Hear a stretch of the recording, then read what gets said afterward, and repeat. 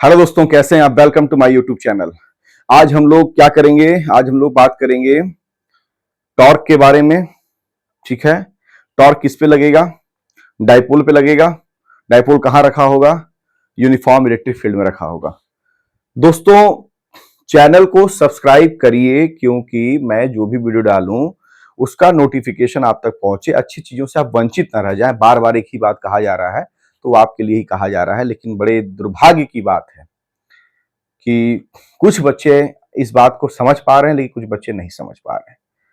वो कहावत है ना कि जैसे जो दिखता है वो बिकता है। तो मुझे इस पे कोई इंटरेस्ट नहीं है, मुझे इस बात पे इंटरेस्ट है कि मैं आपके लिए क्या कर रहा हूं और मैं आपके लिए जो कर रहा हूं बहुत अच्छा कर रहा हूं और आपको खुद अंदाजा लग गया होगा कि हाँ सर हमारे लिए क्या कर रहे हैं और क्या करने वाले हैं। तो मुझे ज्यादा तामझाम शो अप दुनियादारी से मतलब नहीं है। मुझे मतलब इस बात से है कि मेरा मेन काम है आपको एजुकेशन देना, आपका काम है एजुकेशन लेना, और जिसका उपयोग करके आप अपने जीवन में बहुत कुछ अच्छा कर सकते हैं। तो मुझे समझाने की जरूरत नहीं है। आप क्लास 12 के स्टूडेंट हैं तो आपके पास इतनी मैच्योरिटी होगी, लेकिन ये आपकी मोरल रिस्पॉन्सिबिलिटी बनती है कि सर अगर कह रहे हैं, जैसे मेरा फिजिक्स में 92 नंबर है, अब मेरा बात मान लो, तो मेरा 92 नंबर मेरे उस समय का प्लस जो मैंने अनुभव अचीव किया हुआ है, तो इसका मतलब ये हो गया कि तुम बात मान लोगे तुम्हारा भी फिजिक्स में नंबर कितना हो जाएगा, 97 हो जाएगा, क्योंकि मेरा 92 उस समय का और प्लस मेरे एक्सपीरियंस, हमारा 97 हो जाएगा, 98 हो जाएगा, 99 तक आ सकता है। जितना कह रहा हूं उतना मान लो। ठीक है, हवा में बात नहीं हो रही। मार्कशीट अपलोड है, यूट्यूब पे चेक कर लेना।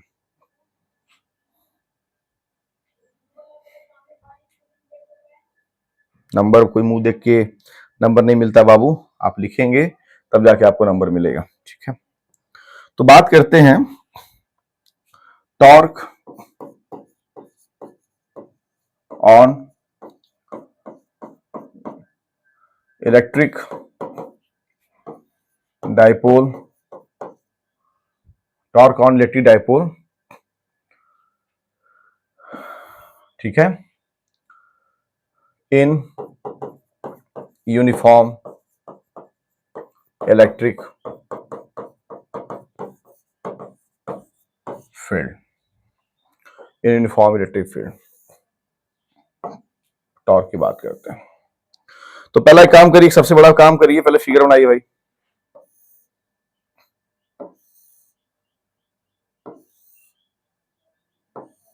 अभी न्यूमेरिकल नहीं करा रहा, पहले थ्योरी डिस्कस कर लूं आपसे, फिर न्यूमेरिकल में बात करेंगे। देखिए इलेक्ट्रिक फील्ड, ये मैंने इलेक्ट्रिक लाइंस ऑफ फोर्सेस बनाए हुए हैं इलेक्ट्रिक फील्ड को रिप्रेजेंट करने के लिए, और इसमें मैंने क्या कर दिया है, एक डाइपोल रख दिया है।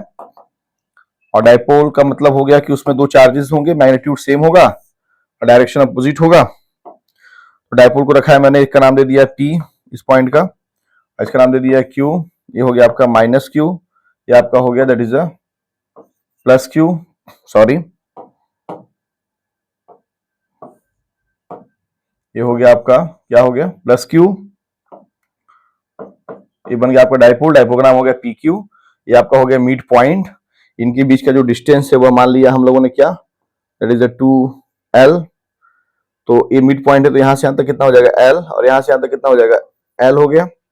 उसके बाद आप एक चीज देख रहे होंगे कि एक मैंने क्या बना दिया, that is a horizontal line बनाया, ये हॉरिजॉन्टल लाइन बन गया। और आप एक देख रहे होंगे कि ये जो हॉरिजॉन्टल लाइन है वह इलेक्ट्रिक फील्ड के पैरेलल है, और ये डाइपोल जो है इलेक्ट्रिक फील्ड से कितना एंगल बना रहा है, थीटा एंगल बना रहा है। ठीक है, ये मान लीजिए इलेक्ट्रिक फील्ड का डायरेक्शन हो गया, है इलेक्ट्रिक फील्ड है। तो इलेक्ट्रिक फील्ड से मतलब यहां पर हम देख रहे हैं कि जो डाइपोल है, डाइपोल का नाम क्या है PQ।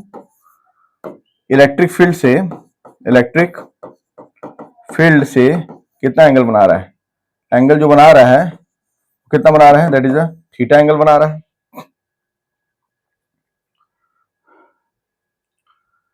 तो बात हम करते हैं टॉर्क का। देखिए टॉर्क का मतलब ये हो गया कि चूंकि इलेक्ट्रिक डाइपोल है तो डाइपोल के पास दो चार्जेस हैं, एक माइनस Q है, एक प्लस Q है। और आपको पता है कि कोई भी चार्जेस जब इलेक्ट्रिक फील्ड में रखा जाता है तो फोर्स एक्सपीरियंस करता है, that is F equal to QE। तो यहाँ पर प्लस Q चार्ज पे, चूंकि आपको ये भी पता है कि अगर इलेक्ट्रिक फील्ड का डायरेक्शन अगर इधर है और चार्ज अगर प्लस है तो इलेक्ट्रिक फील्ड के डायरेक्शन में ही फोर्स का डायरेक्शन होगा। और अगर चार्ज माइनस है और इलेक्ट्रिक फील्ड डायरेक्शन इधर है तो माइनस क्यू पर जो इलेक्ट्रिक फील्ड फोर्स लगेगा इलेक्ट्रिक फील्ड के कारण वो अपोजिट डायरेक्शन में लगेगा। तो यहाँ पर प्लस क्यू है तो इलेक्ट्रिक फील्ड की डायरेक्शन अगर पॉजिटिव एक्स एक्सिस है तो प्लस क्यू पे जो फोर्स लगेगा वो भी किधर लगेगा, पॉजिटिव एक्स एक्सिस लगेगा। और फोर्स कितना लगेगा, that is the plus Q E लगेगा। और अगर ये माइनस क्यू है, इलेक्ट्रिक फील्ड डायरेक्शन इधर है पॉजिटिव एक्स एक्सिस की तरफ, तो इस पे जो फोर्स लगेगा वह किधर लगेगा, नेगेटिव एक्स एक्सिस की तरफ लगेगा, that is the minus Q E लगेगा। और यही हाँ, तो यहां पर एक चीज आप और देख रहे होंगे कि जो यहां पर नेट फोर्स लग रहा है, तो नेट फोर्स कितना हो गया आपका, जो हम नेट फोर्स पा रहे हैं, एक फोर्स हम पा रहे हैं प्लस क्यू ई और दूसरा फोर्स पा रहे हैं माइनस क्यू ई, तो plus Q E minus Q E क्या हो गया, जीरो हो गया। लेकिन ये भी कंफर्म है कि जो प्लस क्यू ई है और जो माइनस क्यू ई है यह क्या है, अपोजिट डायरेक्शन में है। और यही अपोजिट डायरेक्शन में होने के कारण जैसे ये पेन है, मैं एक धक्का इधर दे रहा हूं और एक धक्का इसको इधर दे रहा हूं, तो जाहिर सी बात है क्या करने, रोटेट करने लगेगा। तो यही अपोजिट डायरेक्शन में, अपोजिशन नहीं, यही अपोजिट डायरेक्शन में, अपोजिट डायरेक्शन में क्या है, फोर्स है। और नेट फोर्स देखेंगे तो जीरो है। तो यही अपोजिट डायरेक्शन में जो फोर्स है plus Q E minus Q E, ये रिस्पॉन्सिबल होंगे किसके लिए, टॉर्क के लिए। टॉर्क क्या करेंगे, डायपोल को क्या करा देंगे, रोटेट करा देंगे, रोटेट करा देंगे। और यही टॉर्क हमें क्या करना है, निकालना है। और नेट फोर्स जीरो हो गया, इसका यह मतलब नहीं कि टॉर्क जीरो हो गया, नेट फोर्स जीरो है लेकिन जो टॉर्क है is not equal to zero. Torque तो लग रहा है, टॉर्क नहीं लगता तो डायपोल क्या बोलते हैं, ऐसे है, डायपोल ऐसे है, तो ये रोटेट कैसे होगा भाई, ये पेन है, मैं इधर खींच रहा हूं, ये वाला इधर जा रहा है, तो जाहिर सी बात से रोटेट होगा।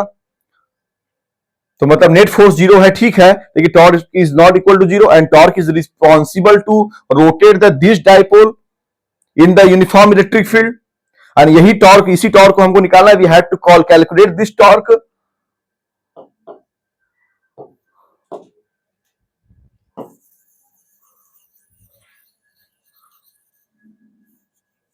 अब हम लोग क्या करेंगे, टॉर्क निकालेंगे। टॉर्क कैसे निकालेंगे भैया, टॉर्क ऐसे निकालेंगे भैया, कैसे, हाँ, देखिए पहले जानिए कि टॉर्क का फार्मूला क्या होता है। देखिए टॉर्क बराबर होता है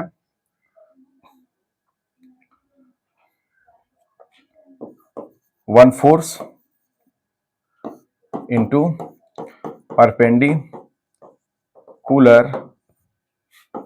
distance between the two forces. One force, या इसको लिख सकते हैं अदर फोर्स, कोई भी फोर्स। फोर्स यहां कितने हैं, एक प्लस क्यू ई है पॉजिटिव एक्स एक्सिस की तरफ, एक माइनस क्यू ई है निगेटिव एक्स एक्सिस की तरफ। और ये फोर्स लग रहे हैं अपोजिट डायरेक्शन में, तो कोई एक फोर्स, वन फोर्स मतलब कोई एक फोर्स ले लीजिए, दोनों क्यू ई है, बस अपोजिट साइन है डायरेक्शन के कारण, तो क्यू ई हो गया into perpendicular distance between two forces. तो एक फोर्स किधर है, ऐसे, ये कौन है भैया, प्लस क्यू ई। दूसरा फोर्स किधर है, ऐसे, ये हो गया आपका माइनस क्यू ई। अब इनके बीच का परपेंडिकुलर डिस्टेंस कौन होगा, ए वाली लाइन। ए लाइन हमारी क्या अगर मिल जाए तो हमारा काम हो गया। तो इसका मतलब एक लाइन आपका ऐसे है, एक लाइन ऐसे है, तो मतलब अगर हमको ए वाली लाइन मिल जाए अगर, तो हमारा काम हो गया। तो मुझे बताइए, अगर ये एंगल थीटा है और ये वाला लाइन हमको नहीं पता, तो हम मान लेते हैं ये वाला लाइन क्या है, वाई है, और यही हमको चाहिए, यही परपेंडिकुलर डिस्टेंस है, इसको लिख लेते हैं वाई। तो वाई कैसे निकालेंगे आप, तो यहां से आप ले लीजिए साइन थीटा। जब आप लेंगे साइन थीटा, साइन थीटा बराबर होता है क्या, परपेंडिकुलर अपॉन हाइपोटेनस। तो परपेंडिकुलर कितना हो जाएगा, साइन थीटा, अगर ये थीटा है तो परपेंडिकुलर हो जाएगा वाई और अपॉन हाइपोटेनस, मतलब यहां से लेके यहां तक। और आपको पता है ये डायपोल है, तो माइनस क्यू से लेके प्लस क्यू तक का जो आप लिए हैं डिस्टेंस कितना लिए, 2l, तो वाई अपॉन कितना हो जाएगा 2l। यहां से वाई निकाल लीजिए, तो 2l को इधर भेज दीजिए, तो आपको जो वाई मिल जाएगा वो कितना मिल जाएगा, वाई बराबर 2l साइन थीटा। इसी वाई की वैल्यू यहाँ पुट कर दीजिए, तो यहाँ कितना हो जाएगा q e and into y equal कितना हो जाएगा 2l एंड साइन थीटा। और टॉर्क, टॉर्क को कैसे रिप्रेजेंट करते हैं, टाउ, टाउ, तो लिखेंगे टाउ इक्वल टू, ध्यान दीजिएगा 2 को, Q को और L को रीअरेंज करिए तो कितना हो जाएगा, 2Q L E sine theta. 2Q L को क्या लिखेंगे, T E sine theta that is tau. ये आपका क्या हो गया, स्केलर फॉर्म हो गया। क्या हो गया, स्केलर फॉर्म में हो गया।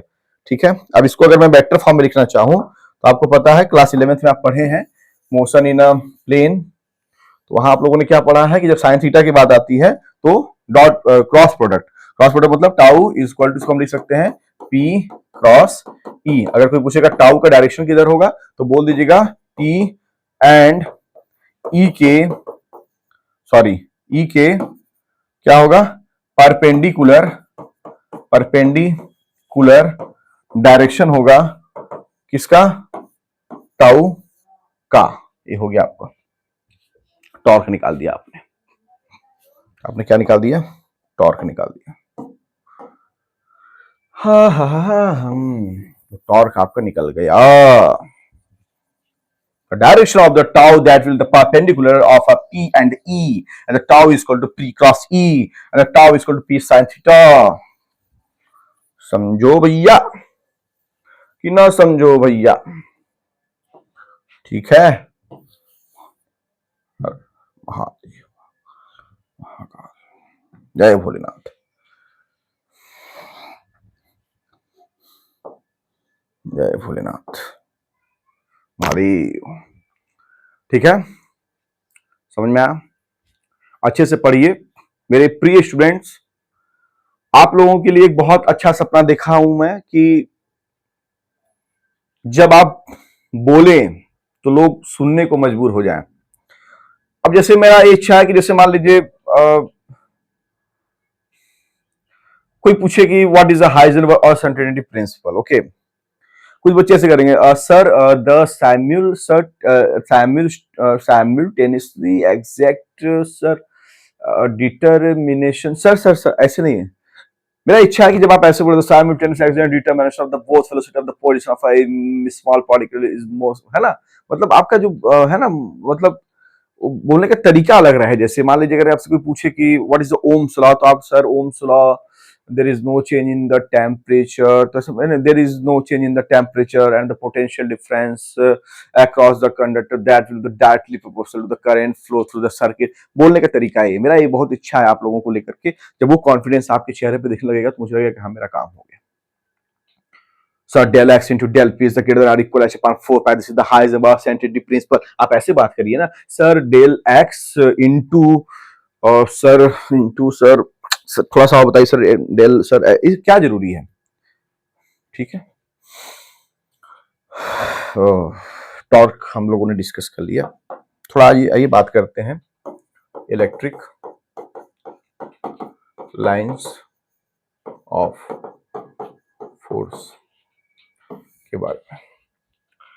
देखिए इलेक्ट्रिक लाइंस ऑफ फोर्स को आप ऐसे समझ सकते हैं कि जैसे मान लीजिए कि कोई चार्ज, कोई क्यू चार्ज है और मैंने उसको इलेक्ट्रिक फील्ड में रख दिया है। इस चार्ज को मैंने कहां रखा है, केप्ट ऑन इलेक्ट्रिक फील्ड। तो जाहिर सी बात है यह क्या एक्सपीरियंस करेगा, एक फोर्स एक्सपीरियंस करेगा। तो फिर क्या करेगा, ये मूवमेंट करेगा। तो मूवमेंट करेगा तो क्या बनाएगा, एक पाथ बनाएगा, ठीक है। तो यही जो पाथ होगा, तो पाथ को क्या करेंगे, एक लाइन से रिप्रेजेंट करेंगे। तो इसी लाइन को हम क्या बोल देंगे, इलेक्ट्रिक लाइन ऑफ फोर्सेस, ठीक है। जैसे मान लो चार्ज है, इसको मैंने कहां रख दिया है, मान लो जैसे इलेक्ट्रिक फील्ड है, मैंने इसको रख दिया है। अब ये चार्ज क्या करेगा, मूव करेगा। तो मूव करेगा तो जैसे जैसे मूव करेगा ये जो पाथ बनेगा, ये पाथ उसका, ये जो लाइन, इस पाथ को जो लाइन से हम रिप्रेजेंट कर रहे हैं, ये क्या हो जाएगा, इलेक्ट्रिक लाइन ऑफ फोर्सेस हो जाएगा। और इस लाइन के किसी पॉइंट पर अगर मान लो मैंने एक टेंजेंट खींच दिया, तो यह टेंजेंट जो है वो इलेक्ट्रिक फील्ड का हमको डायरेक्शन बताएगा। क्या बताएगा, डायरेक्शन बताएगा। तो आशा करता हूं कि आप समझ रहे होंगे कि हाँ इलेक्ट्रिक लाइंस ऑफ फोर्सेस होता क्या है, ठीक है।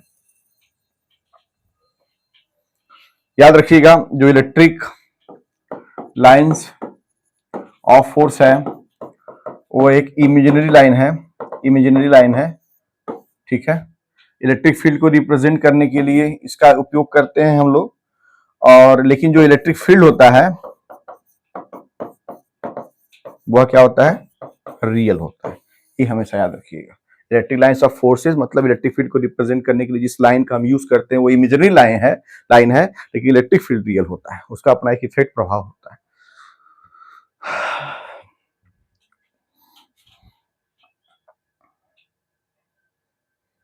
ठीक है। अब इसके बाद हमारी बात और कहां हो सकती है, थोड़ा उस पर हम लोग बात करते हैं। एक क्वेश्चन में लिखवाता हूं आपको। जैसे जैसे सपोज करिएगा, लिखा है if E is equal to 3i cap plus 4j cap and minus 5k cap.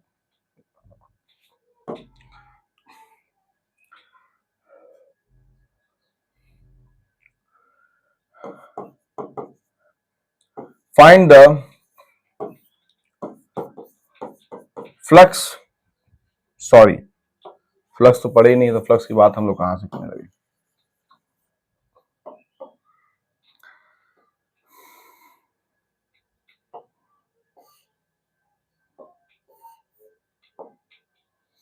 अब इसके बाद जो टॉपिक है वो टॉपिक है हमारा गॉस थ्योरम है, और भी टॉपिक है उस पर हम लोग बात करेंगे।